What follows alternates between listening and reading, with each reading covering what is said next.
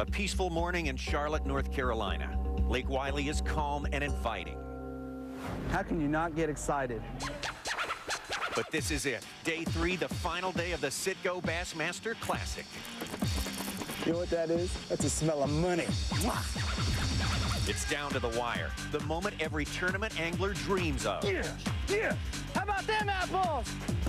If you fell behind, Lake Wylie showed no mercy. You were one of 28 who were sent home. And if you broke the rules, is off limits at the ramp there? dreams of a second victory start to fade. If you have what it takes, it's time to go straight to the top. The championship of the 2004 Bassmaster Classic.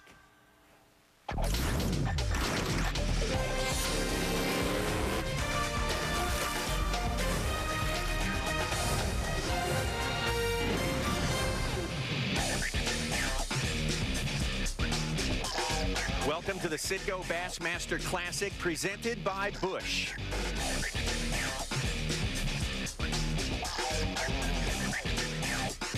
All right, thanks for joining us here at the Convention Center in the Classic Expo. We're having breakfast with the Bassmaster Classic. There's the Coliseum. We'll have the weigh-in there tonight. Pretty quiet right now. That's not the case out on Lake Wylie, just southwest of Charlotte here in South Carolina. Lake Wylie, our fishing venue for this year's CITGO Bassmaster Classic. This was a scene just a few moments ago. Takeoff time, most famous fishing tournament in the world, the most important fishing tournament in the world. Man, this is a big day, the biggest day of the year in the world of fishing. Thanks for joining us. I'm Tommy Sanders. Breakfast at the Classic. So glad you could make it for us today. Man, we have got a lot to show you. This is the final run, the final approach for some angler who's going to have his life changed today by winning the Bassmaster Classic. We've got so much to show you this morning, so much information coming from the lake. We're going to let you know the anglers a whole lot better, keep up with all the action going on out there and all the situations that arise during this very, very important day of fishing. And we've got a lot of expertise to lend to the subject. Of course, I've got someone with me today who's going to give us so much expertise. You may recognize him from last year's Classic in New Orleans, Louisiana. The leader from the first day. You don't recognize his face. Maybe you recognize that of his partner in the boat, his constant companion, his buddy Barkley. Mark Menendez is with us today to provide the color and the analysis. So great to have Mark with us today. A guy who knows what's going on. Leading the Classic on the first day is an experience you'll never forget, I'm sure. Certainly, Tommy. It was a great experience to be on the top wearing that yellow jersey in the beginning of the event, but we didn't finish there. But some guy today is going to leave here being the Bassmasters Classic champion. How about all that we've got going on today? We saw just a little bit of a tease. A guy who's leading the Classic, and this was not mentioned, working with something called Kermit the Frog. Unbelievable pattern, something off the wall that is not normally a tactic used on the tournament trail, but these guys are going to pull out all the stops today, Tommy. Watch some of the veterans. They're going to make a move. They've been here before. They know how to handle the pressure, so it's going to be interesting to see. And I noticed that Dean is in lucky 13, the 13th boat, so this could play into his factor too. All right, let's take a look at what has happened up to date out on Lake Wylie. Let's take a look. Day 1 of the CITGO Bassmaster Classic. While some hopes were raised, others started to slip away. First one of the Bassmaster Classic.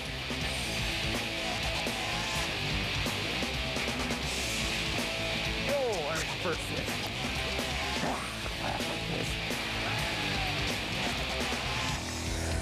You lovely darling. There he is, a good one. Yes, sir. Look at here. Look at here. Look at here, don't do it. Oh, son of a... Help me, dang it, man! That's kind of hurt your feeling in the Bassmaster Classic. Some, like Aaron Martin, started fast. Getting bit every single cast. I've been out here an hour, so that's a lot of casts. The defending champion, Mike Iaconelli, started big.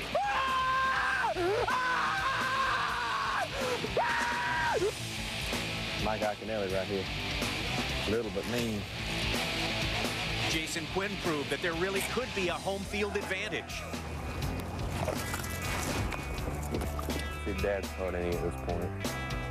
I'm willing to bet I got him. Well, I sure hope Chad's catching him. Denny and Chad Brower, a father and son, succeed.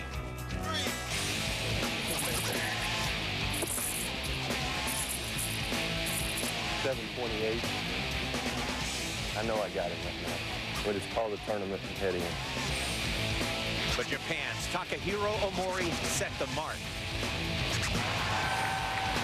Over 16 pounds leads, but just 16 ounces separate the top 5 on Lake Wylie.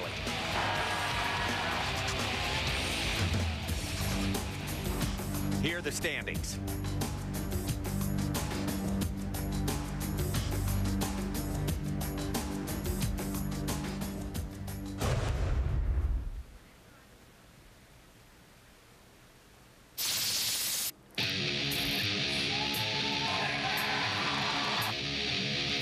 You can't beat this big. I tell you, it's going to be awesome. Day 2 of the CITGO Bassmaster Classic, also known as Elimination Day.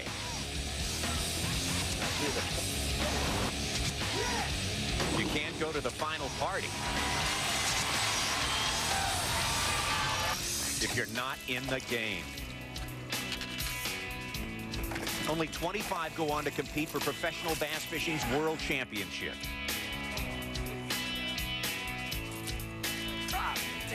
After a rough start, Day 1 leader Takahiro Omori made sure he earned a spot. This is what it's about. People everywhere, boats everywhere.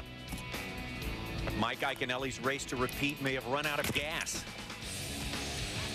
After fishing off-limit water, Ike's Saturday catch was thrown out. I just want to get as close to the ramp as I can, but I didn't know what was off limits there.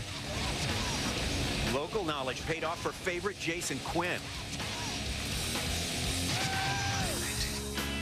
Aaron Martins kept busy by the bridge. That's one down. A lot to go. Hi there. Do you mind if I borrow your dock for a minute? Carolina Karma paid off for Marty Stone. There it is. Cool. Get in here. Yes.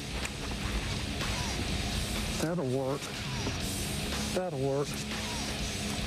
Thank you to the ladies over there that let me borrow the dock a little bit. What do you say? But heading into the final day, 24 anglers are now chasing Dean Rojas. Yes! You guys like apples? How about them apples? All right. The final 25, the 25 who made it to contest for the championship today. Of course, you see that list right there, Mark Menendez, headed by Dean Rojas, Takahiro Omori. Right behind him there as we go down the list, and we see Kevin Van Dam only 4 pounds behind. Is that too far? No, that's not. That's a guy to watch. I bet Kevin does something out of the ordinary and goes for the first place championship. All right, looking at the second page, we get down there, and there's some pretty good ground to make up. You get up to 6 pounds behind, 7, 8 pounds behind. How realistic is a dramatic comeback when you look at these fellas like this? They do live here. These 4 and 5 pounders, a couple of key bites today instead of just getting one can make a huge difference. You can bounce all the way onto that leaderboard into the top spot. All right, you saw in position number 19 there, Thad Takis, the Federation angler who's made it. Also Russ Lane, the Federation angler who's in there. It's always great to see those guys making it in. Absolutely. The contention on the final day. Absolutely it is. And you can see Kevin Worth, our jockey, who's got a long race to get back in there. He is at the back of the pack right now. He got a bad start out of the gate. All right, we're about to ready to head out to the lake and take you out to Lake Wylie right now. Kim Bain, one of our reporters out on the water. Kim Bain, who actually started her competitive career fishing for a species called Australian bass, but believe it or not, she knows the sport of largemouth bass fishing very well indeed. Earlier this morning, Kim got a word in with a local favorite. Jason, you made top 25 fishing Sundays. You like fishing Sundays. Why is that? They move a little bit of water on Sunday mornings generally, and after all the boat traffic on Saturdays, the fish get positioned a little bit better, and they seem to bite a little bit better on Sundays. Okay, now they pulled some water from the lake yesterday. What do you think they'll do today, and how do you think it'll affect your fishing? It ought to really help me out a lot. The way I like to fish this lake is offshore structure, and I think it's really going to help me a lot and maybe hurt the other guys. Now they've got a full moon. This time of year, the thing it affects over here is we've got a lot of bluegill beds, a lot of brim. This time of year they spawn really heavy, and some of those big fish that are up shallow, they'll stalk those brim beds, and you get an opportunity to catch a couple big ones. So maybe target 5 early up and then go get some big ones. That's what we're going to try. All right, now you've got a new nickname. I've heard all about it. What is it? Kelly Jordan, I think, is the one that started it. It's called Hardware. Hardware, I like that. Awesome, Jason. Good luck today. Thank you very much.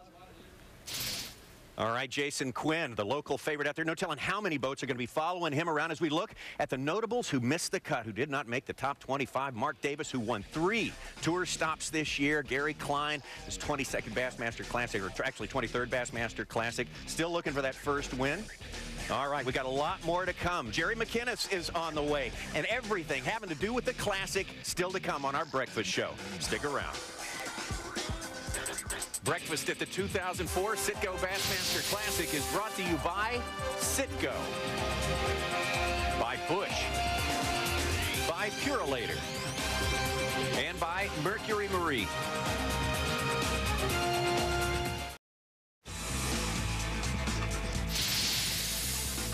We're back. More breakfast at the Classic. Take a look at the scene out there at Lake Wylie, South Carolina. That's where the fishing is taking place on this last day of the most important fishing tournament in the world of the year. All the superlatives apply out here. That's why we have got such a great crowd out there. Hey, Sunday night, Albert Pujols. That's tonight. Albert Pujols, Scott Rowland, and the red-hot St. Louis Cardinals try to get back on track on the road trip. Barry Bonds and the San Francisco Giants host them. Coverage begins with baseball tonight on the road, driven by GMC at 7 Eastern Time. Cardinals versus Giants also available in Spanish on ESPN Deportes, also on ESPN HD. Talk to DirecTV at the Dish Network today. Hey. All right, welcome back to the Convention Center and the world-famous CITGO Bassmaster Classic Expo. This is probably the greatest outdoor show in the world, because if you're coming to the show, it probably means that you have a ticket to go to the weigh-in at the Classic. Let's take a look at the rules of the game, the way the game was played this week in the Classic. The Toyota rules of the game. This is the way it's been played at the 2004 CITGO Bassmaster Classic. We began with the top 53 anglers in the country, fishing near Charlotte, North Carolina, at Lake Wylie, South Carolina. 3 grueling days of fishing for 8 hours a day.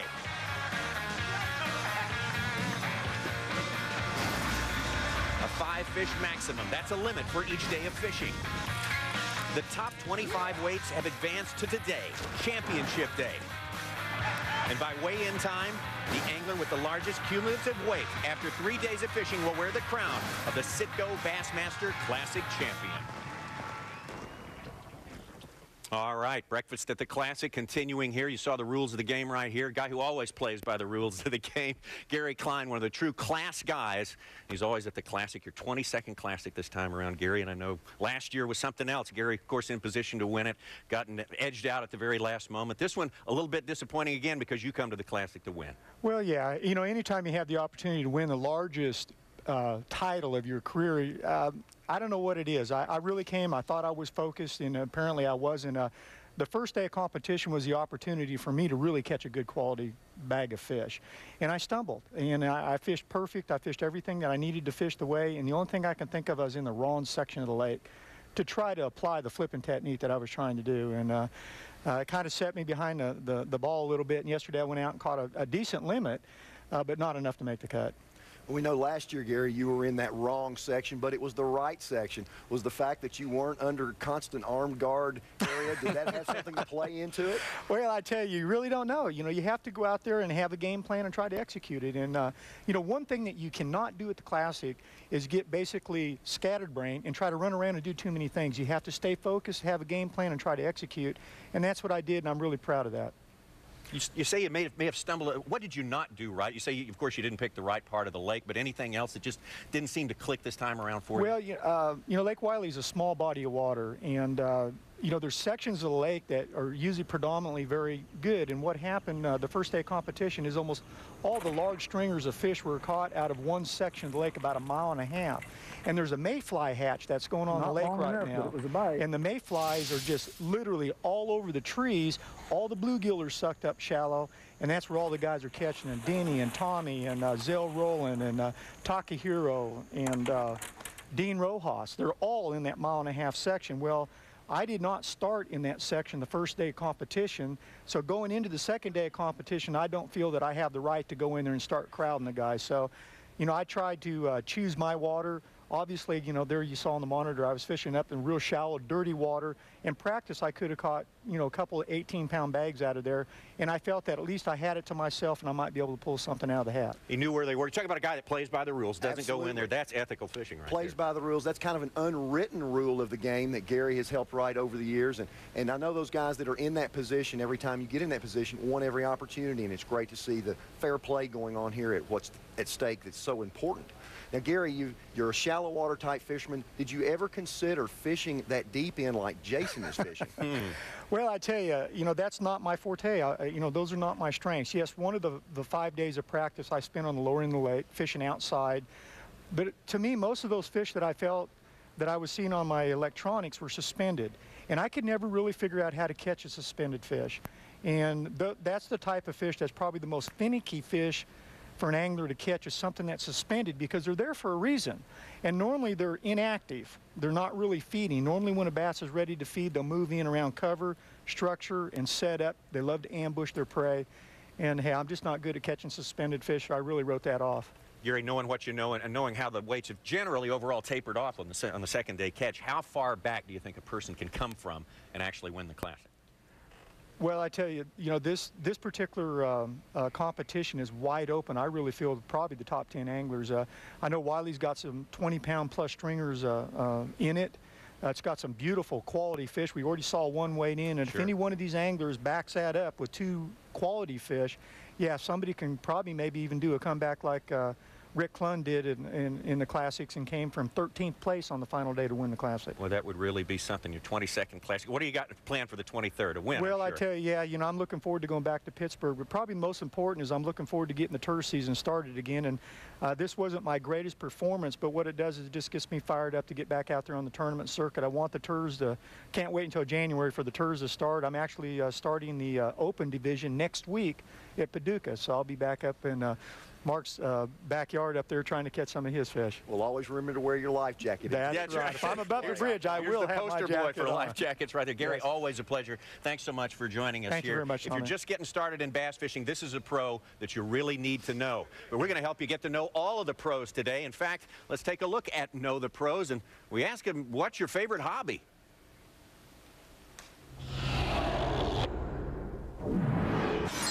My favorite hobby is probably deer hunting. Now that my kids are getting of age, we surf a lot. And antiques right now. My hobbies are cheesing the camera guys with the tip of my rod. Training bird dogs and tree dogs, hunting dogs. This is something different for a fisherman. I also enjoy gardening at home with the girls. Restoring vintage Mustangs. I love to golf. I suck at it. Snow skiing. I love to go to Colorado in the wintertime and get about waist deep in powder.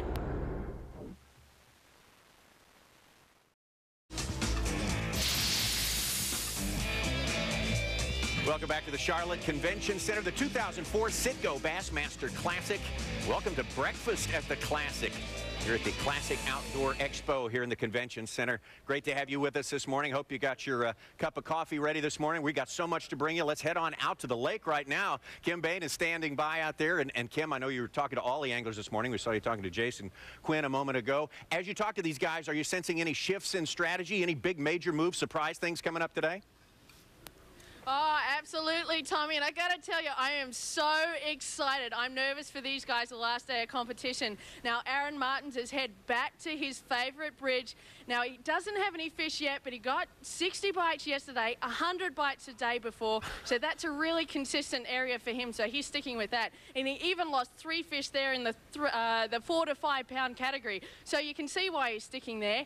Denny Brower, I spoke to him yesterday. He said he was going to take a gamble.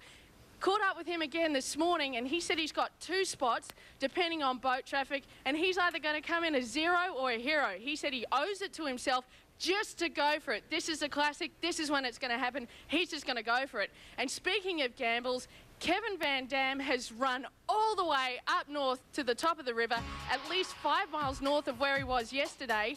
He got all of his bites yesterday in the last hour of competition. So he is definitely changing up his strategy this morning. He wants to get some fish in the well very early up. All right, Kim, he got all his fish in that last hour of fishing, more or less, as you point out. He's really fast. He's a guy who can make things happen really quickly, the fast power fisherman Kevin Van Dam. Is it possible for him to put this thing away before lunchtime today? Absolutely, you know, and that's the case with all the guys here. They're definitely going for the win. And, you know, and Kevin's known for that, sneaking up from behind and really taking it out. You know, and with 4 big fish or 5 big fish yesterday afternoon late, anything is possible. He could take this thing out. I almost hate to ask this question, but did you talk to anyone today who's in contention, at least as far as the leaderboard goes, who suddenly seems to be without a clue, is sort of at a loss as for a strategy as what to do on this final day?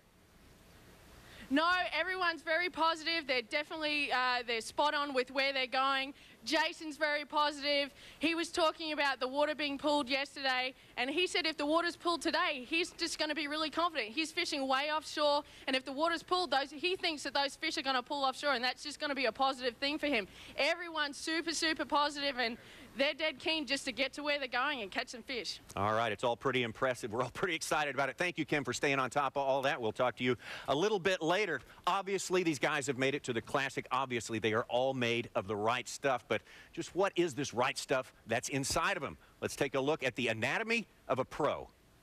Anatomy of a pro. Bassmaster. Anatomy of a pro. Target region. Mind.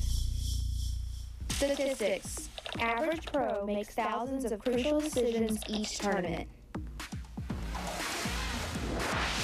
Risk level, high.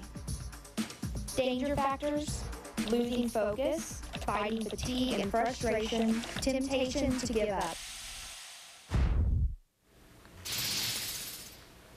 What's inside the mind of a pro? Some pretty important stuff. Tommy Sanders along with Mark Menendez and Jerry McInnes now joining us to add his own particular spin on the Bassmasters. You know so much about it, and you know that today is a day that really brings the mind into play. Certainly does. Certainly does. Wow. And you know what? This is all about water today. This is, I think anyway, this is all about water flow. I thought that was very interesting that Kevin Van Dam went all the way to the dam. It's like he's going to take advantage of that water right off the bat and maybe just come washing down with us. And there Aaron Martins is down at the bridge. The water hasn't got there yet. He may, you know, he may struggle for a little while. All right. What do you think about that notion? Well, it's almost like there's a tide in Lake Wylie, and that's only going to last a short time period. And we all know that when water gets moving, fish become very active and position themselves where the anglers can get to them. And maybe one of those big fish will position himself for Kevin or one of those guys that's in the hunt. All right, guys. Always a big, big part of the Bassmaster Classic scene is the Federation anglers who make it to the Classic. They probably more than anyone else have had a hard road to hoe to get here, but 5 of them made it in this year. Thad, and a good showing by them as well. We look at Thad Takis and Russ Lane. They have made the top 25. They're fishing for the Bassmaster Classic crown today. We also congratulate Jeff Boyer, William Pippin, and George Acord for getting here and, of course, having this wonderful experience here at the Bassmaster Classic. This 34th Classic here in 2004 marks a very, very important anniversary. It was 10 years ago, as you both know today, that the only Federation qualifier to get to the Classic actually went on to win the thing. Take a look. Folks, this is a dream of every Federation fisherman. All 40,000 of you need to be saluted, all of you. Brian Kershaw was a flash on the screen, a brilliant flash. It gave every fisherman that dreams about winning the Classics a basis to think, maybe I can do this. This means more to me than just about anything else in the world. Of course, it's every Federation angler's dream to do this.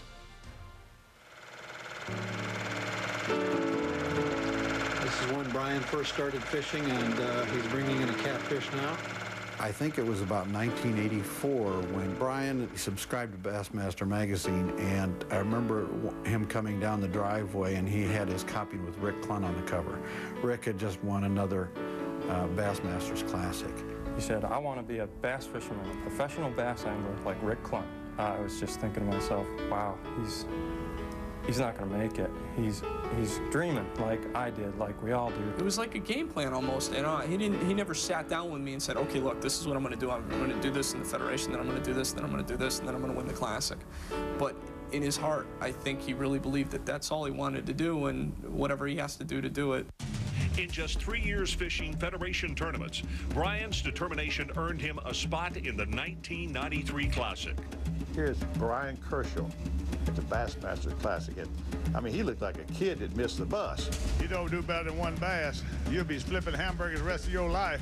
Brian felt like he let down the Federation program in 1993 by finishing dead last. But if you knew Brian in those years, he was very driven. He wanted to be the best. He wanted to show that the Federation angler could hold their own. The very next year, Brian accomplished the seemingly impossible, becoming the first amateur qualifier to make it to the Classic twice. Hamburger Flipper from Newtown, Connecticut, fishing his second Bassmasters Classic and the only man ever to qualify 2 consecutive years to the Federation ranks.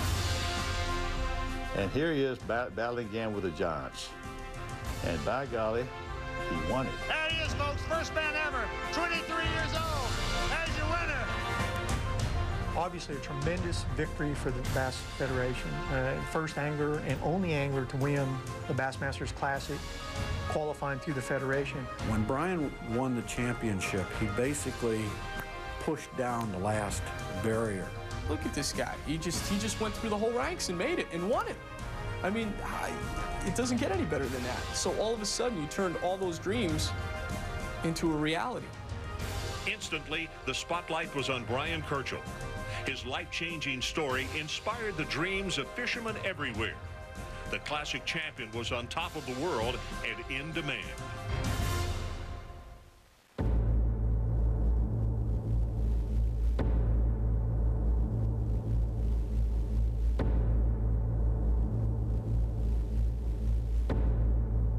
As soon as I saw it, the news people talking about it, even though there were some survivors, I just knew that he was gone. I knew he was dead. To find out about it in a news story the next day, Brian Kerchel had died in the crash. It just brought home like cool water thrown in your face how short life is. Was taking a little commuter airplane from Greensboro to Raleigh, and that small commuter plane crashed right outside of Raleigh. We lost a great one, and I don't think he can ever be replaced. It was a Cinderella story, and to have such a tragic ending, which just wasn't fair. It wasn't fair to the sport. He accomplished everything that he wanted to, but the impact that he had, because of the life that he chose and the length of time he chose to spend here,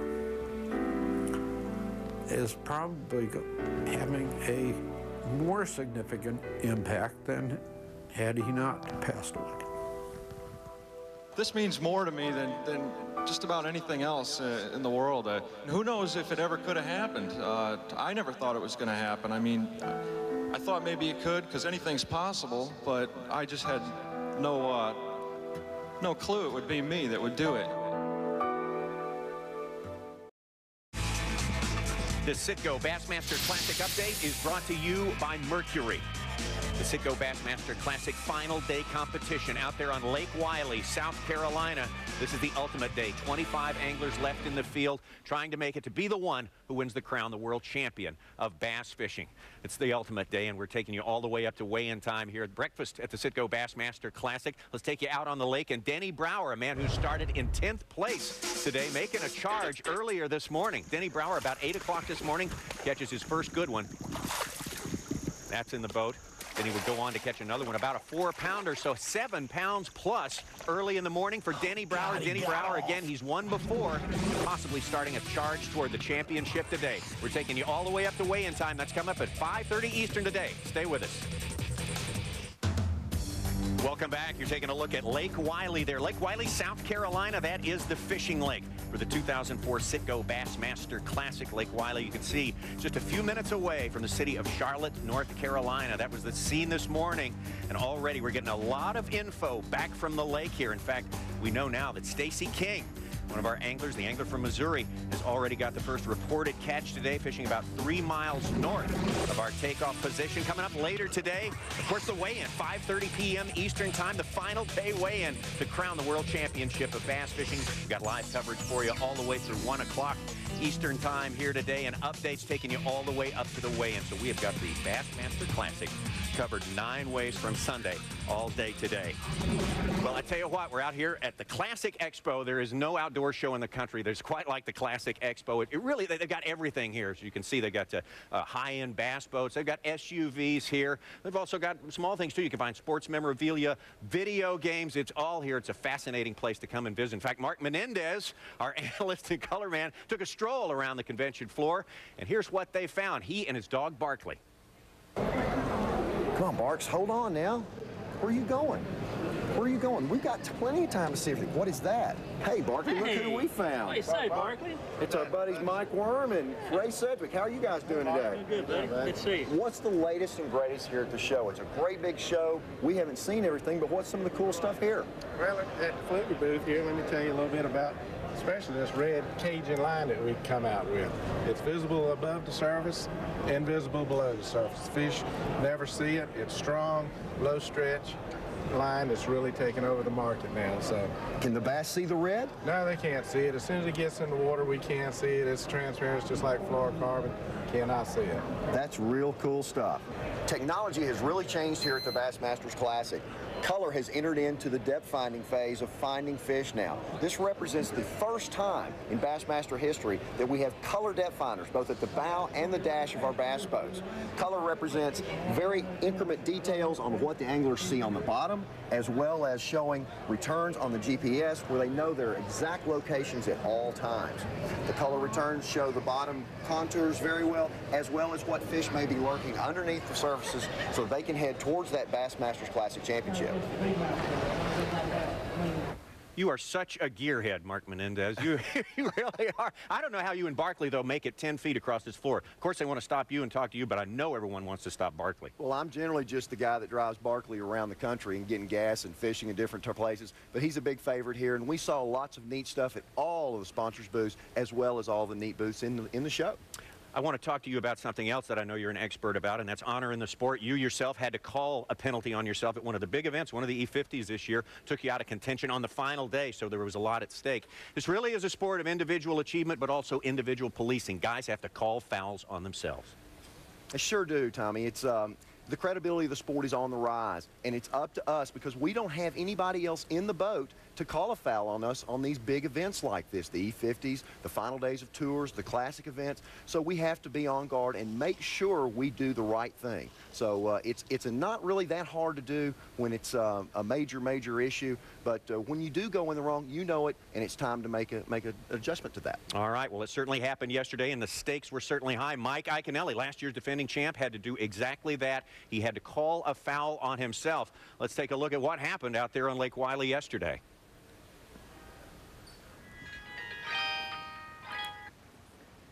Trip, it's Mike. Hey, what exactly is off limits at the ramp there? I just want to get as close to the ramp as I can, but I didn't know what was off limits there. Okay. I didn't catch him today, Trip, so I just catch a couple keepers.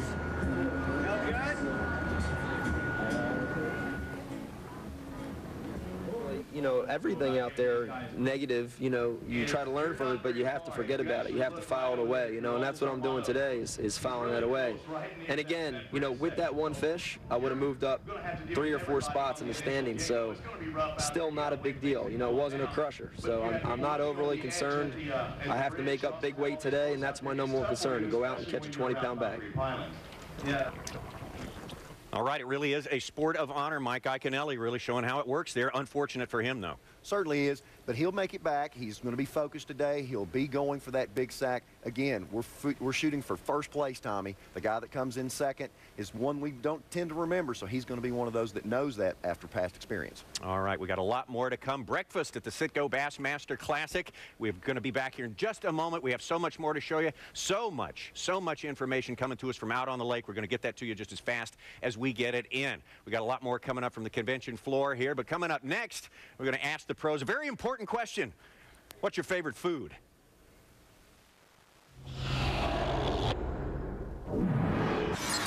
Barbecue. barbecue. All the time. Fresh caught salmon on the grill. Steamed broccoli and steamed turnips. Steak, baked potato, and a salad with ranch dressing. Don't get no better than that. Ribeye steak. Man, I'd have to say spaghetti. Southern cooking. You know, something with fried chicken. Probably ice cream. Probably seafood. Nice lobster. Perfect. Sushi or Mexican, I don't know, but sushi's pretty. Barbecue chicken. Dog, I'm redneck, man.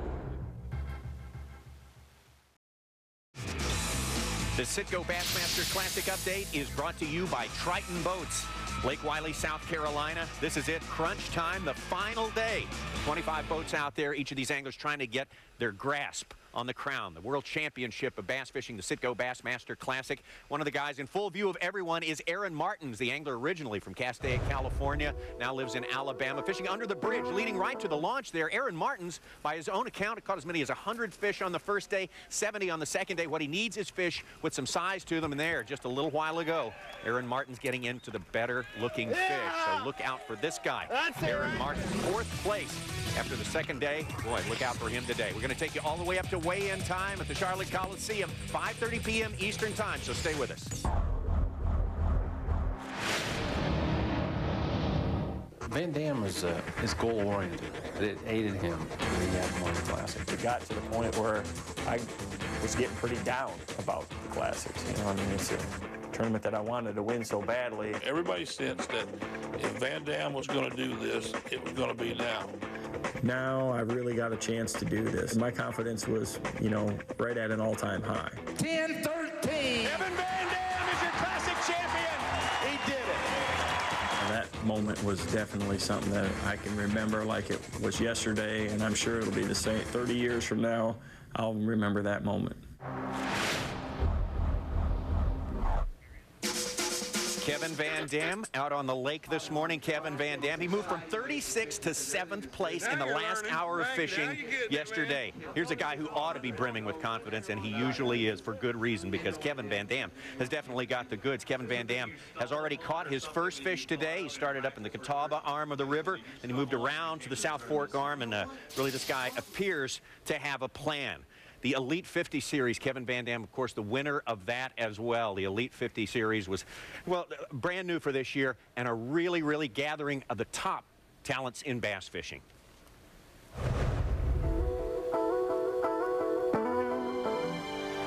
The Elite 50 Series highlighted an all-star lineup in the sport's finest showdown style. Mark Davis was the man who won 20. Make that 2 with the Elite Series tournaments. However, Kevin Van Dam is a guy who hates to lose.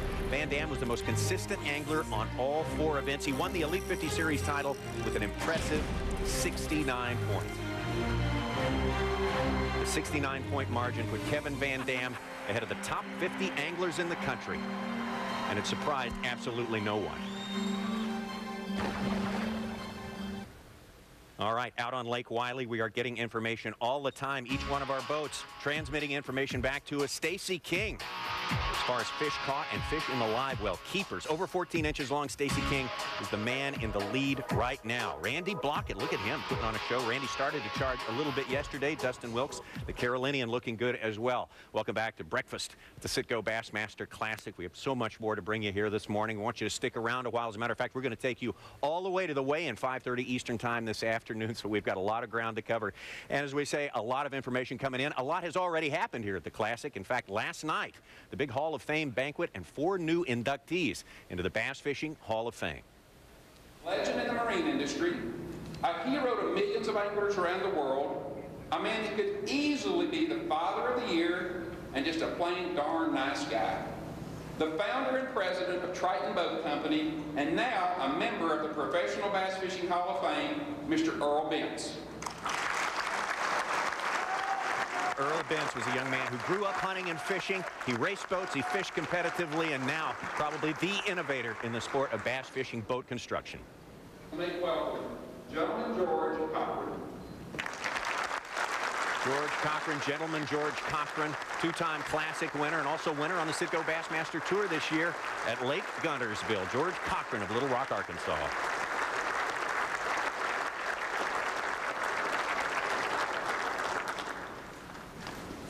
one of the industry's most respected individuals and a person whom every tournament bass angler everywhere should thank for the rules of tournament bass fishing. From Chattanooga, Tennessee, Mr. Harold Sharp. Harold Sharp, the tournament director's tournament director. He actually invented the format for the Classic drive-through weigh-in, the Classic Outdoor Show. So many achievements for Harold.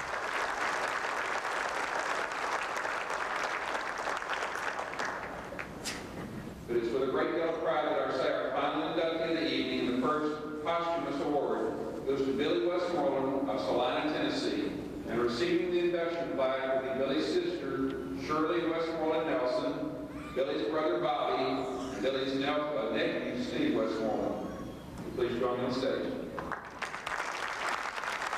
Bass fishing certainly lost a lot, and we lost Billy Westmoreland this year, certainly known as Mr. Smallmouth Bass, fishing there at his home waters on Dale Hollow Lake in Tennessee. Lots more to come from the CITGO Bassmaster Classic, our classic breakfast show. We're going to take you out on the water some more. When we come back, we'll also take a look at the Junior Bassmaster Classic, a big hit in its first year. Welcome back to CITGO Bassmaster Classic 2004. This is the breakfast show, getting ready for the weigh-in coming up later today. If you're a fan of big hitters in golf, boy, the biggest hitters are coming to ABC Primetime. Tiger Woods and PGA Tour Distance King Hank Keeney duke it out under the lights with Phil Mickelson, John Daly. The Lincoln Financial Battle of the Bridges Monday, live, 8 Eastern, 5 Pacific on ABC+. Early coverage right here on ESPN2 at 7 Eastern, 4 Pacific time. If you'd like to see him bomb it, get ready for that one. Meantime, breakfast at the CITGO Bassmaster Classic. Man, we have so much going on here. There's a live shot from out at Lake Wylie, South Carolina. Lake Wylie. Oh, that's here at the convention center. Excuse me. We had the wrong place. Oh, man. I got to tell you what, Mark.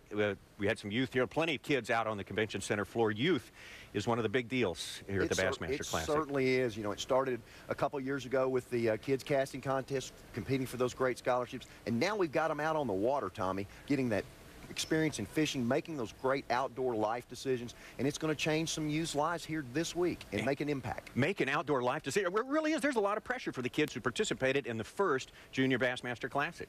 Absolutely.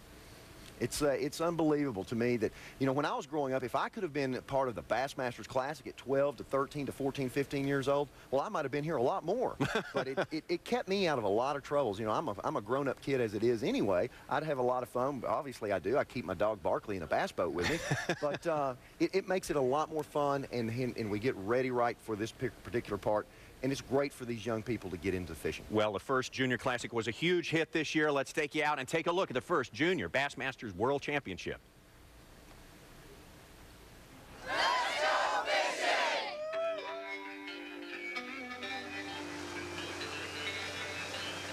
Are you ready for the Junior Bassmaster World Championship Final All 36.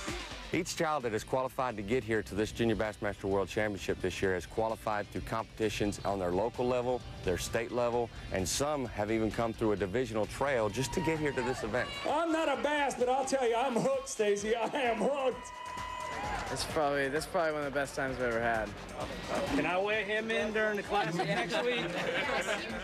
The format for the event is the first day the juniors and the pro anglers for the Classic get to go out and they have an opportunity to practice together, fish together, learn some things. They can go over graphs, they can go over maps, they can learn baits and techniques and tackle. He's taught me how to drop shot. Not very efficiently. We didn't catch anything drop shot yesterday. Day two, they're responsible for their own destiny. The children run the trolling motors, they run the graphs, they tie their lines, they set the hook, they cast the lures. They do everything on their own. No pro participation whatsoever. I did catch a fish, and that really helps me. Felt awesome. I had a great time. You know, it's unmatched. We will crown a new Junior Bassmaster World Championship in both age groups, the 11 to 14 and the 15 to 18 age group. The awards for this Junior Bassmaster World Championship are pretty stout. I mean, this is awesome for the first year. We've got over $27,000 worth of college scholarship awards that we're presenting. You know, I'm a little bit scared about what's going to be happening in about 10 years when these guys are competing against me. I don't know if I'll be able to. I mean, they're getting this is a great head start. We know that right now we're grooming the next generation of people to take this sport to the next level. That's awesome. All right, the Junior Bassmaster Classic will be especially memorable this year for two anglers. The winner in the 15 to 18-year-old category, Sean Allered of Oakley, California, in the 11 to 14-year-old classification. Bradley Roy, Lancaster, Kentucky, took the Classic crown this year. And these guys, well, you heard them mention prizes. Well, how about 3 days at Walt Disney World with their family, including airfare, accommodations, and all the important all-important park hopper passes? I don't even know what that is, but it sounds like it's pretty good. I wonder if Mickey Mouse knows how to fish.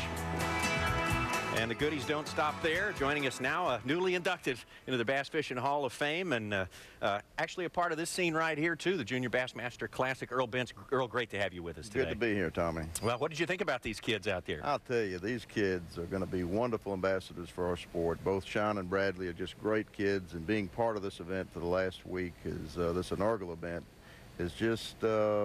I tell you, it was very emotional for me, having 3 young children myself, and watching the enthusiasm in these guys' eyes and gals who got to fish with their heroes. And then yesterday afternoon, sending them home with a couple of Triton boats and Mercury outboards, you know, for their families to use forever. And so now they can go fishing anytime they want. Man, you talk about a dream come true. That's what you call stepping up to the plate. We're not spoiling these kids, are we? Well, I hope so. You know, I hope so. That's part of the plan, huh? You know, we're competing today. Our children have so many alternatives for recreation. And, with the internet, some of these guys and gals get on there and stay on for 2 and 3 hours. Nintendo and other games, which are great, good, clean fun. But nothing promotes family togetherness any more than fishing. And parent fishing with a child, encouraging them. Our federations have embraced this program. And, you know, to see the groundswell effect that's taking place. It started this week at the Kids Family Fest. You know, we had 1,200 to 1,400 kids come through, and hundreds of them asking, how can I get in this deal next year? Boy, it gives you a lot of hope for the future, doesn't it? It does. Absolutely. It sure does. Earl Bentz, congratulations. We didn't get to talk to you about your Bass Fishing Hall of Fame, but I know you're very proud of that. Thanks so much for stepping up, you and your company, and helping to ensure the sport of bass fishing for the future generations to come. Stay with us. What does the sport of bass fishing have to do with our troops in Iraq? We're going to find out when we come back to breakfast at the CITGO Bassmaster Classic.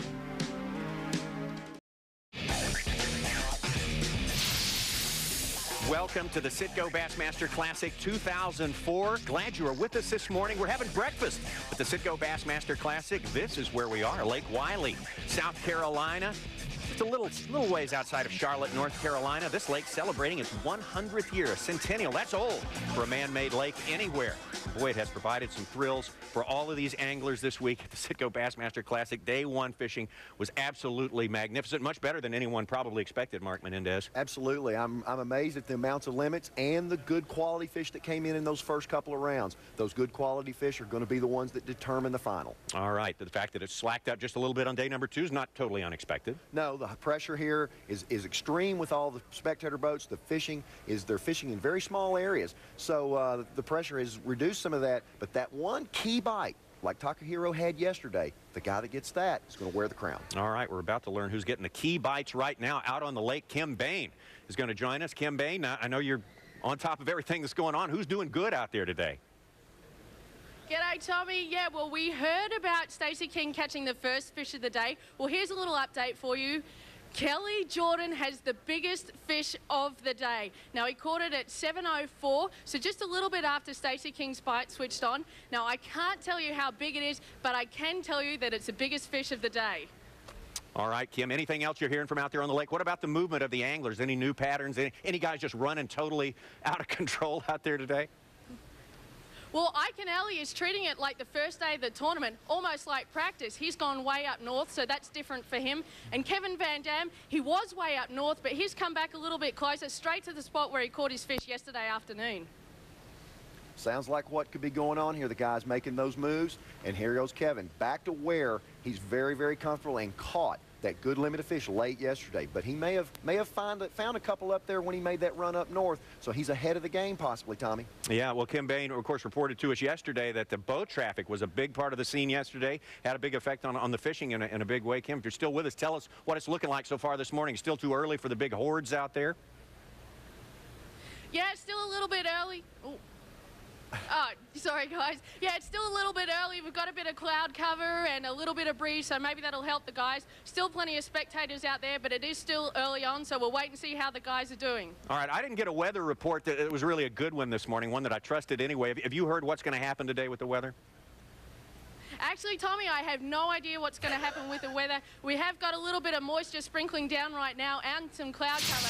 Maybe that'll be a positive. You know, I spoke to Marty Stone this morning, and he said that that cloud cover would really pull the fish up. So maybe it's a good thing for some and a bad thing for others. We'll just have to wait and see. All right, good stuff, Kim Bain. Both of us are going to get on top of the weather a little bit better before this breakfast at the Classic is over. We promise to do better on that account. Right now, let's look at the standings from the lake so far today. We have learned that Stacy King is in the lead as far as fish caught. He's got 2 keepers caught, 2 in the live well. Look at that, Randy Blockett doing well. And Dustin Wilkes, the Carolinian, he's caught 4 fish, but only one of those 14 inches in length.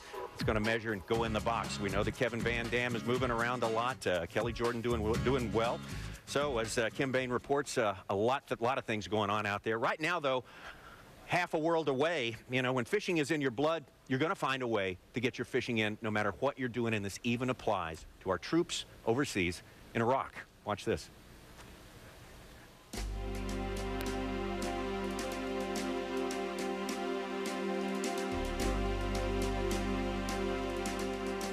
We're able to do what we do, not only bass fishing in sports, but you know, our freedom is dependent on the men and women that serve our country. Pray every day for our troops over there in Iraq that they will, you know, be able to come home safe and accomplish their mission. And I just hope they can do that and be able to come home, be with their families, and enjoy the freedoms that we have as Americans, and one of those being the freedom to go fishing at will. And that's something that I used to take for granted. I don't take it for granted anymore. Bassmaster magazine started getting emails from soldiers who were stationed in Iraq, and these guys were fishing, sending their pictures back to the magazine. Fishermen are going to fish. Obviously, no one would go fishing or anything like that in the middle of the war. That's impossible and not too smart. If a fisherman wants to fish, he's going to find the opportunity. Everywhere you go, you see water, you know, and if you're a fisherman, you're going to look in the water, and if you see fish, you're going to think, wow, you know, I wished I could have a little time. But I know the division did a really good job of setting up an R&R site. The battalion came up with a program, an R&R program, up at the Freedom Dam area. Of course, it was called Saddam Dam before we got there. All the fish, they said, belonged to Saddam. And if you caught them, you could be prosecuted for that. Anyone caught fishing in his lake would be hung. That's one of the rumors we got from some of the local populace there. So they didn't fish, but they had equipment left over from way before Saddam. I seen them fishing every day after we were there for a while in their boats, and they had little rowboats, wooden rowboats. We started talking to them, they started talking to us, and in that small windows of downtime, what we would do is, you know, go out there with them, you know, obviously in protected areas, and go out there and go fishing with them. And we'd show them how we do things, you know, in America, and they showed us how they did things in Iraq, and between the two of us, it turned into a great thing. Very little fishing tackle. You don't exactly bring that kind of stuff with you. I actually started out with a 550 cord, and it has just multiple uses, but inside of it, it's just smaller strands of nylon. And I just linked about close to 50 yards of 550 gut, is what we call it. And got some hooks from some of the Iraqis, and I used beef jerky as bait. My mom sent me bait, carp bait, to try to catch them. Cornmeal and flour and vanilla, and then you put strawberry soda in with it. Yeah, we caught one on it. Nothing real big, but it was some little stuff. The best thing about the R&R site that they had up there as a diversion for those soldiers, it allowed them to do something that they do in their downtime in America, and it made them feel normal for a little while. It's nice to go out there, relax, you know, not worrying about getting shot at or IEDs or anything, just sitting there on the boat in the sun and fishing. Freedom is a gift from God to all humanity, and everybody deserves a shot at it. And without those guys laying it on the line, the people of Iraq would not get that shot. You sit there and you think that you have that little just that little part in history, and you actually made a difference, and I'll go through my mind almost every day. We don't know how much those guys sacrifice, what they do for us. It's a tough job, and they answer it, duty calls, and they go, and they don't know if they're coming back. And they love their families just like we do. And I'm telling you, the nation owes those guys such a debt of gratitude. You know, Coach Bobby Knight addressed our Elite 50 anglers earlier this year, and he made each one of them know that only in America could we have an event like the CITGO Bassmaster Classic, like the CITGO Bassmaster Tour, and those fighting men and women there in Iraq are the ones making all that possible. So our hats are certainly off to all of them. Hey, we have more news from the lake coming in. We've got information coming in all the time. Aaron Martins, who by some accounts has caught as many as 100 fish a day out there on the lake, has hooked up this morning. He's got a good fish, so maybe he's starting something big. He's found a bunch of fish. That is the bridge that leads right to the launch. A lot more from the lake coming up. Who's the greatest angler of all time? We're going to jump feet first into that debate, and we'll also talk to one of the top candidates for that position. That's when we return. All right. CITGO Bassmaster Classic 2004. Continue to enjoy breakfast at the Classic with us. We'll be right back. The CITGO Bassmaster Classic update is brought to you by Purolator. Lake Wylie, South Carolina, 25 anglers left in the competition after 2 days of fishing. Out there going for the top crown, the #1 position in the sport of bass fishing. Lots of stories emerging out there on the water, and not all of them are good. We go out to the lake and Kim Bain. Okay, Tommy, latest report from the lake. Iaconelli's bad luck continues. He has one fish in the boat. It is a nice one, but while fishing, he has been stung by a whole bunch of hornets. We are dispersing help to him right now. We will come back to you with more reports as the day goes on when we get more information. All right, thank you so much, Kim Bain. We'll stay on top of that. We're taking you all the way to the weigh-in at 5:30 Eastern, so stay with us.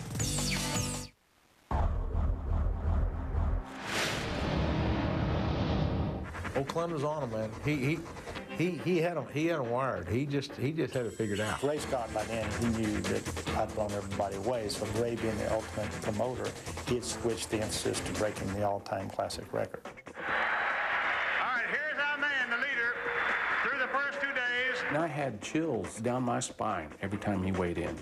It was like, how is this guy doing it when everyone else is struggling? It was phenomenal.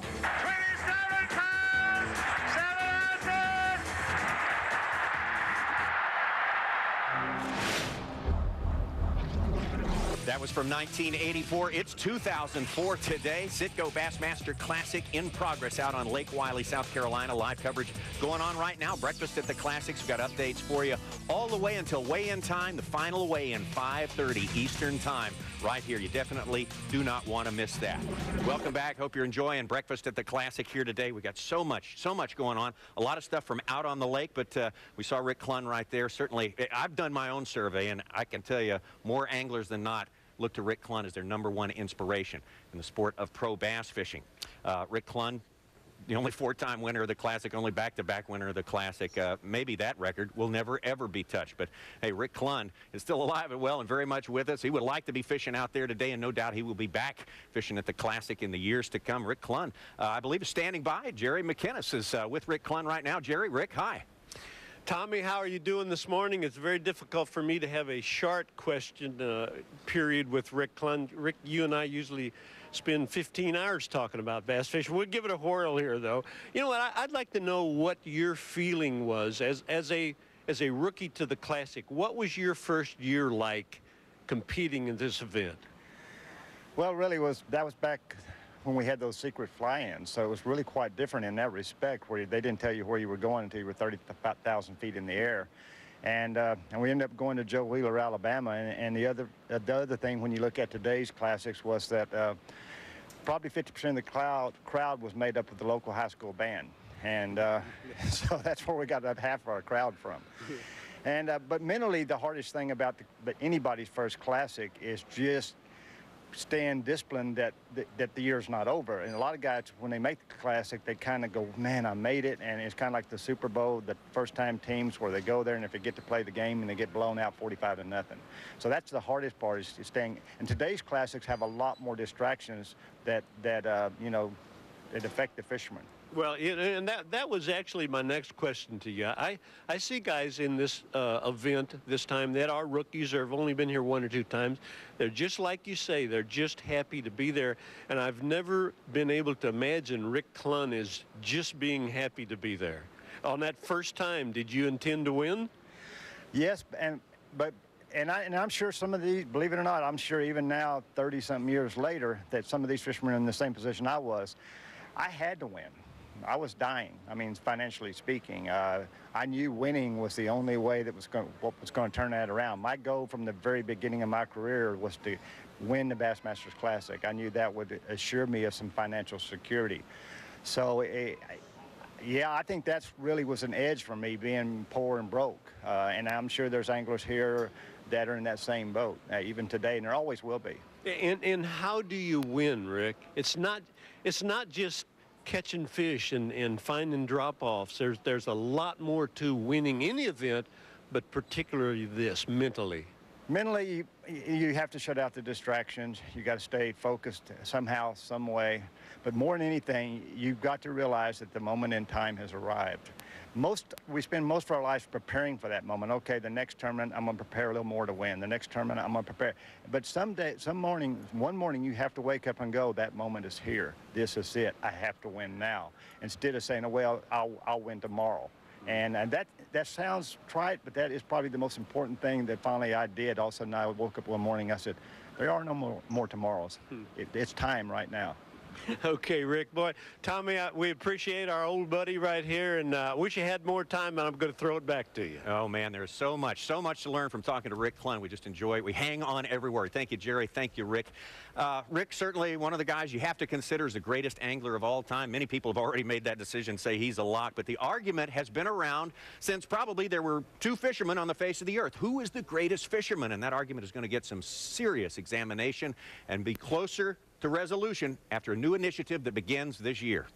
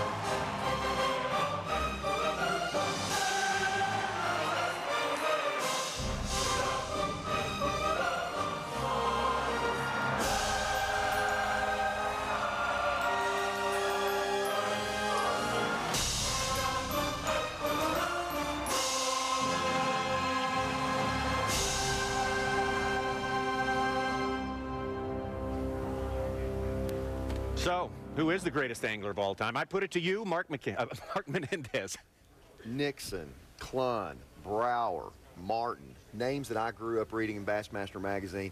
That's going to be one of the hottest topics to figure out who is the best angler. We might find that out today here at this Classic. Well, as someone who's going to make a big step toward being the greatest angler of all time, that is for sure. But this initiative, I think this is examination of this question that's been around forever is just going to be really interesting. You know, it's going to involve online voting for people all across the country. Everyone, you will get a chance to cast your vote for the greatest angler of all time. Also be a great series of television programs, like sort of like the 25 years of Sports Century programs, where we talk to everyone who's known the greats of the sport, get them to evaluate them as well. It's just a debate that's just going to go on and on. Of course, it'll never be totally resolved, but I think we're going to get closer to it in everyone's mind this year. We certainly will. You know, we're going to see lots of innovation and lots of different preparations and how the guys have developed theories on how they catch them. But there's more to just catching fish in this sport, as we all know. Oh, absolutely. It depends on personality, character, everything else. Another pressing question? Well, maybe not as important as the greatest angler, but right up there, Christina or Brittany? Let's ask the anglers. They've got ideas. Brittany. Christina. Brittany, of course. Brittany or Christina. I'd say Brittany. Brittany, no doubt. I don't know either one of them. Brittany. Christina. Brittany don't do nothing for me for some reason. I like Brittany. Brittany.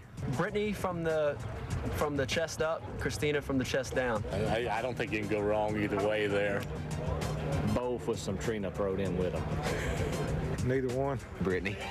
Who?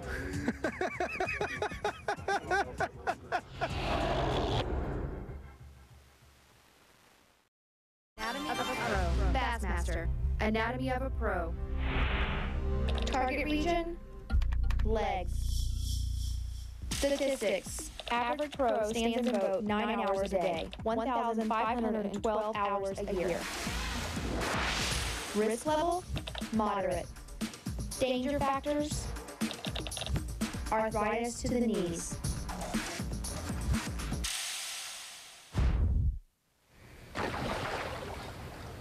I am Jerry McInnes. I am not Tommy Sanders.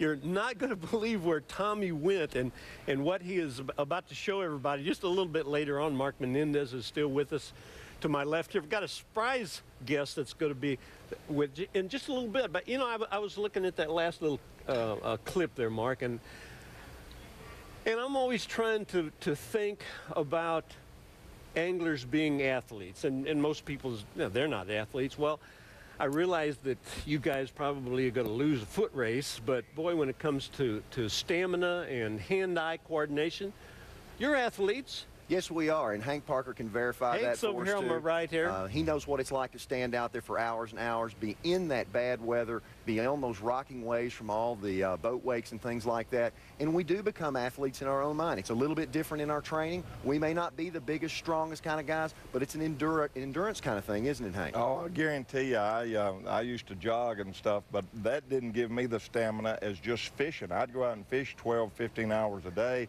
and prepare for a tournament, and I'd be in better shape by fishing than I would actually jogging or working out in the weight room. Hey, and then on top of all that, Hank, and pardon me for not introing you a second ago, I was going to surprise everybody. Oh, I'm gone. Hey, Jerry. On top of all of that, you have to have a tremendous feel with your equipment. You haven't got any time to worry about being beat up. You've got to feel what's going on. Oh, yeah, it's really important, and there's a whole lot of factors involved that people don't realize. And the more you fish, the more stamina you create, and the better feel you have for your equipment. It's all really important. Hey, tell us about Hank Parker. What's going on with you? Well, I'm doing a television show. I've been doing that now for, hard to believe, but 21 years. Of course, I use the... You are an old timer. That's about half as long as you've been running.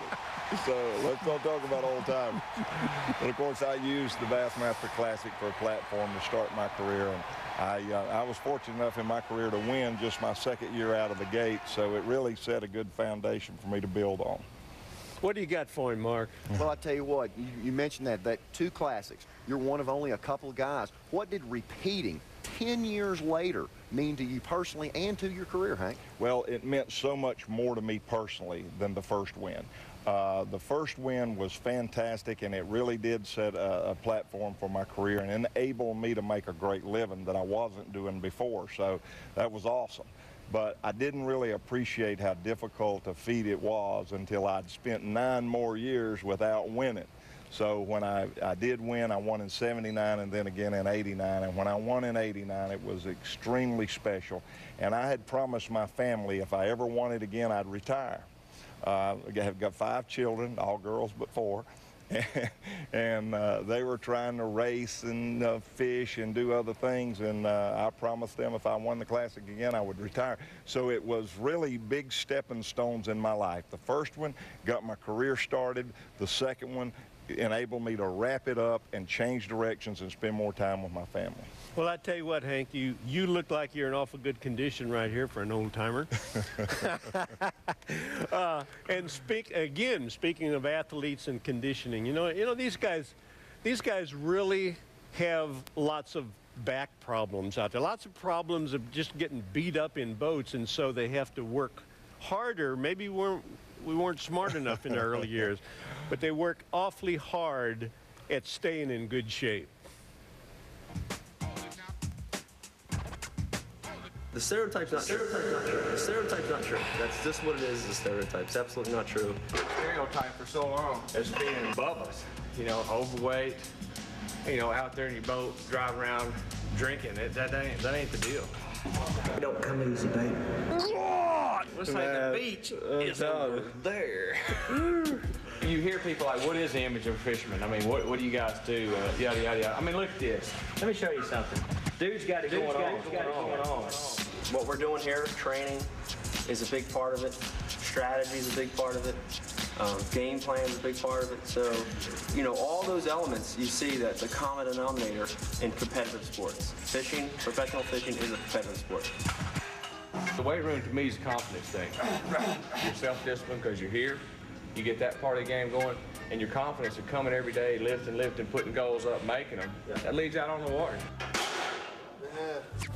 But what I do is, especially when you know a special thing's coming, which to me is the Bassmaster Classic, that is the utmost test of your physical ability.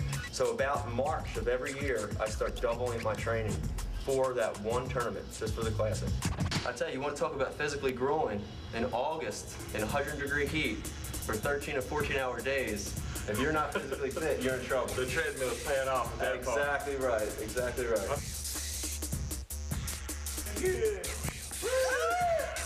It's just nice to break outside those stereotypes and to show people that this is an awesome, awesome sport. Hank, we appreciate your time. I'm sorry we didn't have enough time to see your tattoos. I'm going to work on those. I got a Sharpie. I'm going to make some. Hank, really appreciate you. It's been wonderful following your career. And guys, I want you to all fasten your seatbelts now and watch this. Tommy Sanders, take it away here. Well, guys, I tell you what, we're with some folks who are not going to have much luck making it across the convention center floor here because everyone's going to stop these guys. We got the guys from Orange County Choppers here, Paul Tuttle Sr., Paul Jr., and Mike Tuttle, and you got so many fans here in the bass fishing world. Yeah, it's I think, you know, like our demographics is, you know, here, and, you know, there's a couple things we enjoy. You know, for me, you know, I enjoy riding bikes, but, you know, when we ever get the opportunity to fish, you know, we like to do that. So, you know, being invited down here was a kind of a thrill for us, you know, even though we didn't catch no fish. Yeah. Well, who likes to fish? Who's the best fisherman among the three of you? Paul Jr.? Yeah, I think I'm probably the better fisherman. You guys really impress everyone across the country, more than anything else with your creativity. What goes on in your minds? Now, if we had to sit down and design the bike for the bass fisherman, what's the first thing that pops into your mind? I don't know. You know, we do something like using lures and things of that nature. I'd have to give it some thought. I mean, you know, obviously we'd be able to integrate just about any kind of theme into the bikes that we build, so it shouldn't be too hard. A lot of people sit around thinking that creativity is something you wait upon to inspire you, but you guys, you go down to the shop and you do it every day. That's where your inspiration comes from, right? Yeah, I mean, you know, it's like everything else, you know. It's, you know, basically it's what we enjoy doing, you know. So it's just like he said, you know, when we get, you know, somebody comes to us and they want a certain theme or something like that, you know, we usually do a little research on it, you know, and we'll sit down and we'll talk about, you know, trade some ideas about, you know, what we're going to do. And then when we go to do it, everything's totally different. All right. Well, another thing people enjoy so much watching you guys on TV is the way that you work together. And you know, it's not always roses. It's a lot of fun to watch. And man, Orange County Choppers is going to be a big favorite among the folks here on the Explo floor. All right, we got more coming from out on the lake, including Kim Bain. She's got a big report for us coming up, and plenty more looks at the anglers. Don't go away.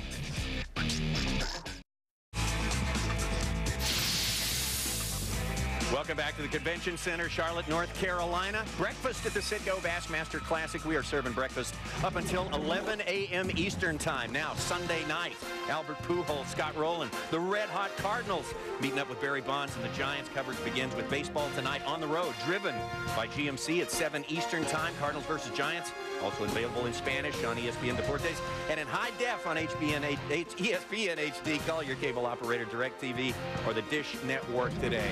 Tommy Sanders, Mark Menendez here with you, enjoying the Classic. This is such a big day. I mean, this is when all the oxygen seems to go out of the room because everybody's breathless, waiting for reports on what's coming down from the lake. From what you've heard so far, what seems to be going on out there? Well, in the beginning of the tournament, it was that shallow water. Now the things changed on the second day. Things are heating up out here again, Tommy, on the third day. I've had a report or two coming in, and we've had some good fish catches early. And we've got that first part of the tournament may be coming back, Tommy. A jig was our first piece here. A jig is a big fish lure suited for that muddy water like you find up on the upper part of the lake. It's a product that Denny Browder has always used. He's got his namesake jig. It's got a big chunk right here. It's got a lead head to it and a weed guard, that all-important weed guard, and a big loud rattle that attracts those good fish in that dirty, dirty water. Now, I know we've got a report coming up of a Randy Block, and he's one of those long rod disciples and long jig pole fishermen, and he may have had a great day today, so we're going to check that here in just a few minutes. You mentioned the blue-black colors being especially effective in the muddy water, but some guys, it seems like, Denny's one of them, and Gary Klein, they always use the blue-black jig. So works everywhere in the country. Whatever you got confidence in. The man with confidence this morning appears to be Randy Blockett. 4 keepers in the live well. That is huge on the final day. Boy, I tell you what, Aaron Martins, he's starting to get things going there under the bridge right there at the launch. Dustin Wilkes hanging in there. All right, we're going to bring in Kim Bain out at the lake. Kim, can you hear me? Are you online with us here? I can hear ya. All right, what's going on Yes, out there? I know you're asking a lot of questions and you're going a lot of places. What have you seen this morning? Oh boy, the weather's heating up and so is the fishing. Yellis and Chapman both fishing in the Baxter Creeks. Yellis around the Crowders Creek Bridge. He's caught 4, has 2 keepers in the well. Chapman, he's caught 3, got 2 keepers in the well. And making an absolute surge is Randy Blockett. He's caught 8 fish and has 4 keepers in the well. That's awesome. All right, we know that Randy Blockett is fishing the jig. He's one of the great flippers, of course, in the sport. Any other particulars about where he's finding fish, the sort of pattern he's finding them on? Is it boat docks? Is it heavy cover? What do you got? Actually, what I've got is he's at the mouth of Paw Creek right now, and that's all I've got, Tommy. Mouth of Paw Creek and catching plenty of fish. Well, I tell you what, he may make a big run there, because if he gets one of those key bites like he needs to get, if he gets 1 or 2 of those, he could jump way up this leaderboard, Tommy. We haven't seen some of the guys on the other leaderboard, so we're waiting to see what they're going to do. Get started. Van Dam, Dean Rojas. We're going to see what's happening. Heard anything from Dean Rojas, Kim Bain? Any reports from him? Is he still using Kermit the Frog out there on the lake today? You know what, Tommy, I have not heard any reports about Dean, but who is making a charge, like you mentioned before, Aaron Martins under the bridge just behind me. His bite is really starting to heat up. He's got 3 keepers in the well right now, so things are really starting to turn on out here. All right, Kim, thank you very much. Well, Stacey King, certainly one of the guys that on day number 2 of this fishing competition, and now we see again today, is really getting going out there. We got a little video from out on the lake of Stacey King. Stacey King from Table Rock Lake in Missouri there. Always had a great year on the E50 Tour, and here is Stacey. Looks like he's on a little bit of a deeper water pattern there. Oh, that's a good one, too.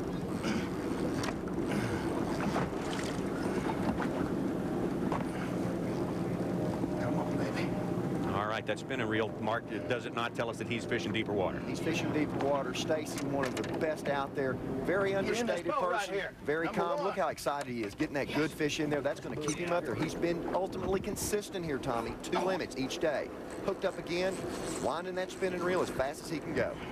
What is he most likely fishing with there? He's probably fishing with a small worm, maybe a tube, something that he can really finesse those fish into biting. You think a gentleman who spends a lot of time on Table Rock Lake in Missouri with its deep ledges and its structure on the bottom would find Lake Wylie pretty inviting. Absolutely. Spent a lot of time with that spinning rod. All right, that's Stacey King out on the lake. So much happening out there today. The final day of the CITGO Bassmaster Classic 2004. We got a lot more to come here on Breakfast at the Classic. When we come back, hey, the Carolina Panthers, this season for them has really been a dream. And last season, the NFC Championship, of course. Is it like the dreams of our anglers? We'll find out.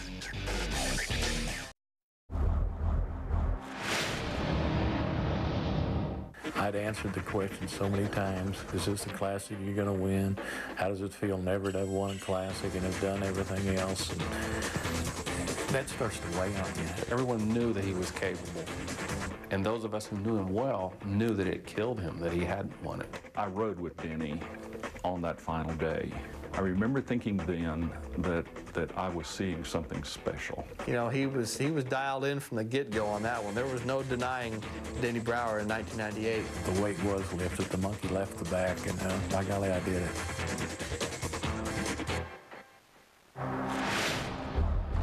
DB Denny Brower, the last guy to win a Classic in the Carolinas, in North Carolina. Greensboro is where that weigh-in was. The 2004 Bassmaster Classic coming to you from Charlotte.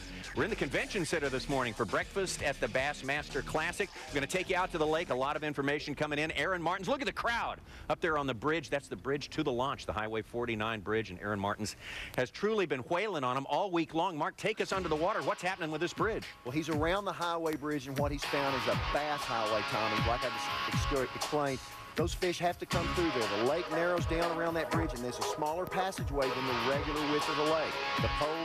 The poles create an area for the bass to get around. They also get those bait fish in there, and those bass want to stay right there around that bridge. Aaron has got a place he's fishing. He's not fishing a pattern, he's fishing a place. This could be very exciting by the end of the day. Very exciting. And how do you bet against a guy who's catching, from reports, up to 100 fish a day? He just needs a little bit of good fortune, Tommy, and get one of those quality fish. If he gets a quality fish, he could be the top-notch fella.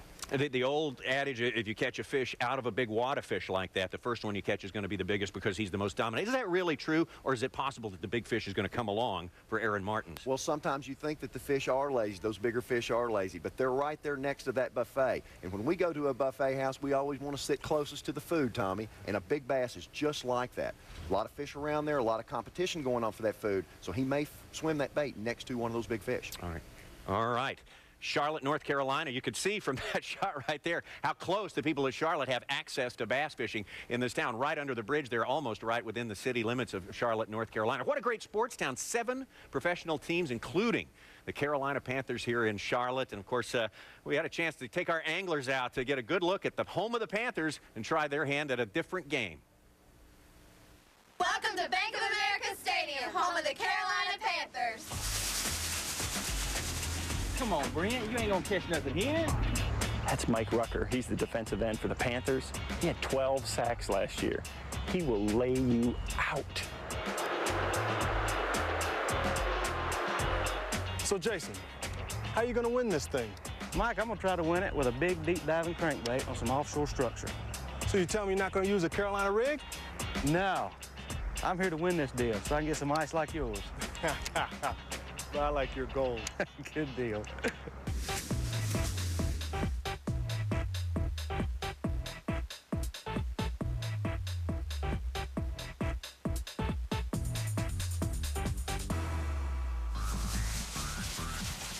What do I need to do this week to win this tournament? What I found is effective is to find a leader and take him out.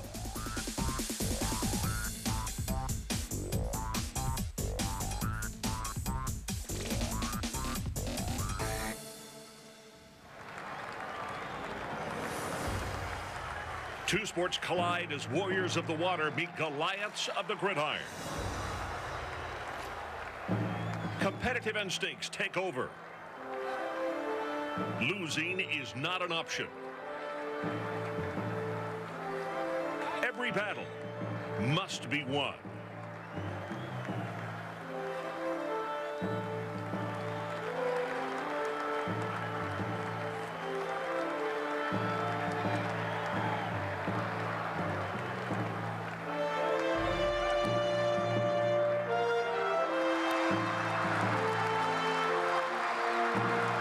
Victory achieved. Go ahead. Savor the moment. You've earned it.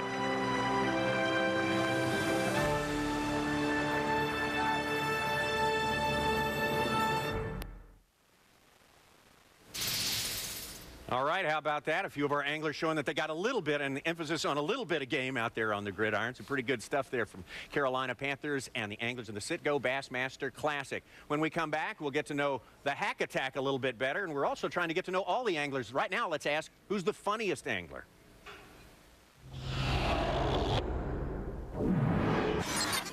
Fish burned. Does that count? Gerald Swindle, in my opinion, the man is just a total mental wreck. Whoa. You know, I'd say Roland's pretty funny sometimes. I don't look at humor as a positive thing. Gerald Swindle, without a doubt. Gerald Swindle probably ranks up there #1. He's sort of a hip-hop redneck. Bar none, Gerald Swindle, my bow-legged buddy. He's the king of one-liners. There's nobody can come close to G-Man. I think we all have our moments.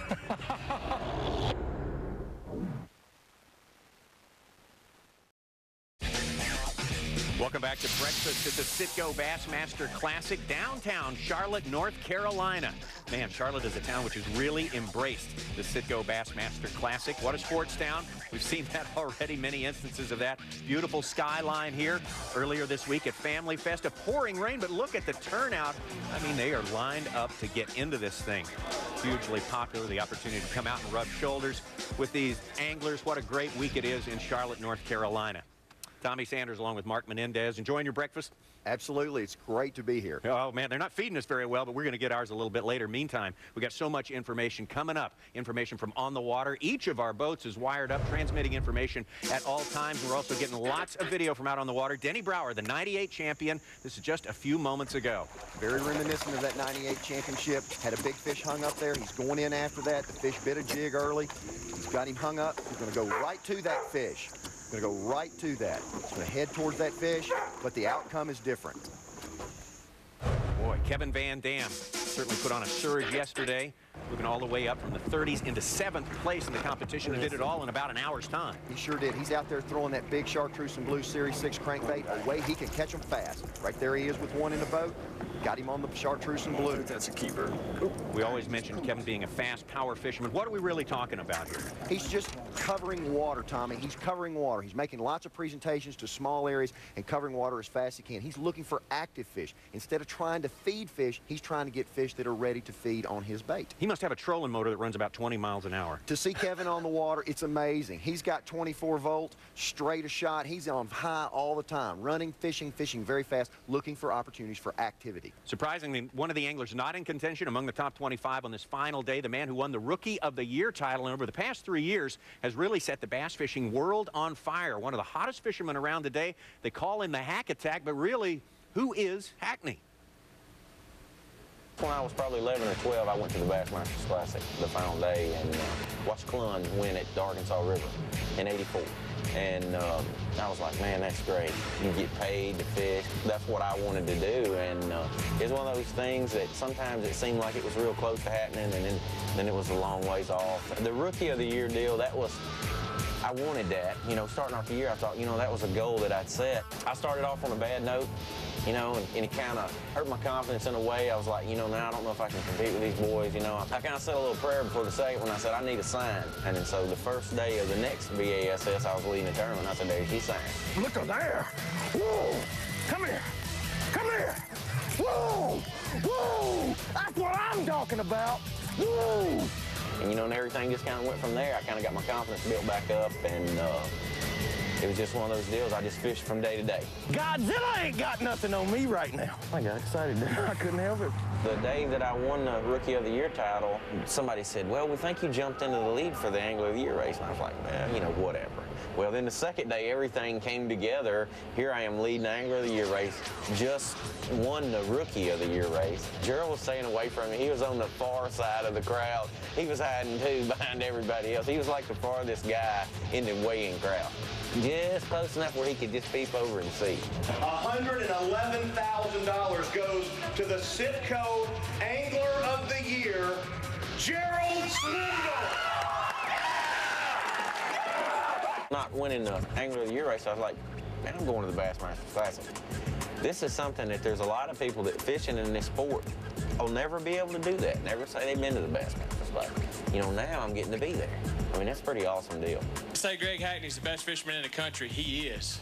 And he don't stumble much. Greg Hackney has definitely shown that he's on a roll this year, and he's come out of nowhere and put a whooping on all of us, so he's impressed me. Hottest angler right now is, without a doubt, Greg Hackney. The last tournament I fished, I had a guy that I fished with ask me, he said, do you feel hot? And, you know, I really don't. I'm doing the same things I've always done, but no, I don't really feel hot. You know, I've been really fortunate. You know, it's been some good breaks for me this year, you know, and I'm hoping I'm not hot. I'm hoping this is something I can continue to do, and, you know, those hot streaks, they have a tendency to go down. And so I'm really hoping, you know, I'm going to learn from this year and, you know, make it better, because there's still some room for improvement. Our Rookie of the Year, and this close to being CITGO Angler of the Year, Greg Hackney joins us right now. And obviously your razor has been lost since we shot that piece right there. Yeah, it has. Got the whisker thing going. I got to ride, I don't know if you know this, Mark, I got to ride with Greg in one of the practice days. You had found some good fish on a topwater bite there, and apparently they didn't really materialize in a big way on that first day of fishing. Yeah, they did. They didn't take the bait good the first day, and then yesterday they just kind of vanished completely. It's just one of those deals. I was pretty impressed with it. You know, I thought it would really be the deal, and I think the same deal is happening for other people a little better than it was me. Mark, I think a lot more people were expecting a topwater bite that never materialized. I guess so, Greg. And what kind of topwater were you throwing? Was it a chugger, a popper, a spook type bait? What were you Well, it was a spook type bait. I was actually throwing a spitting image. I was fishing around the mayfly hatch where the brim were feeding on the mayflies, and the bass where they're feeding on the brim. Greg, I know you're so hot, and of course we saw all that, all your accomplishments in the past year, being so close on so many things, but I know there's one thing that's really foremost in your mind. You told me, I'm ready to win one of these things. Yeah, You've done everything but. I really want to. I want to see what it feels like to win one. Is it just a matter of circumstances that have kept you out of the winning circle so far? You know, I've been really close. I just, you know, I think a lot of times it comes down if it's your time or not, and it just hadn't been my time, so I'm just going to keep fishing hard and see what happens. All right, good luck, Greg Hackney. Thanks for joining us here today. We're taking one more look at the standings here before we take a break here. Out on the lake in Lake Wylie, South Carolina. Randy Block, as far as the fish catching goes, he is the man this morning. 5 keepers in the live well. We're taking you all the way up to the weigh-in at 5:30 p.m. Eastern time today. In the meantime, more Breakfast at the Classic when we... Breakfast at the 2004 CITGO Bassmaster Classic is brought to you by CITGO, by Busch Light, by Triton Boats, and by Toyota.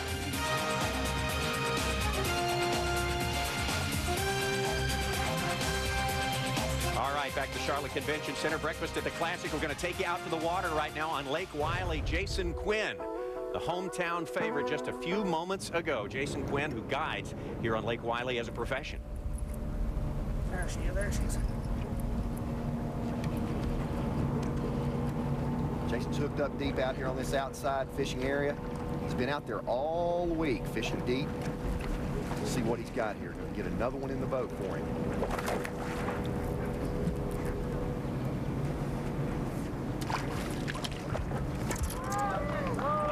Another good keeper, so things are looking good for Jason Quinn from right here on Lake Wylie, South Carolina. Quickly, let's get out. Kim Bain is with us on the water as well. Kim, before we go away for a few moments, tell us what's going on right now.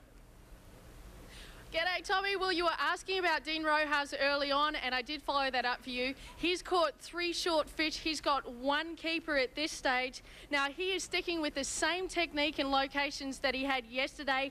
Brow is making a run. He's got 2 good keepers. In fact, he is fishing the back of Big Allison Cove, which is actually the cove where Jason Quinn has his house. So that's interesting. Quinn's got 1 fish. Marty Stone's got no fish at this stage. Randy Blockett has got a limit, and also Takahiro 2 short fish, no keepers at this stage. And Iaconelli, of course, we're all following that story from yesterday where he was DQ'd. In fact, right over here, he has got 1 good fish at this stage, so we're all rooting for him. All right, thank you so much, Kim Bain. Looks like it's anybody's game at this point, Mark. It is. It's going to be a battle between a jig and a crankbait, and the man with has ice running in his veins might be the one that wins. All right, stay with us all day long. We're taking you right up to weigh-in time. That's 5:30 p.m. Eastern time. We'll be serving breakfast for a while. Thanks for joining us. Stick around. This has been a presentation of ESPN.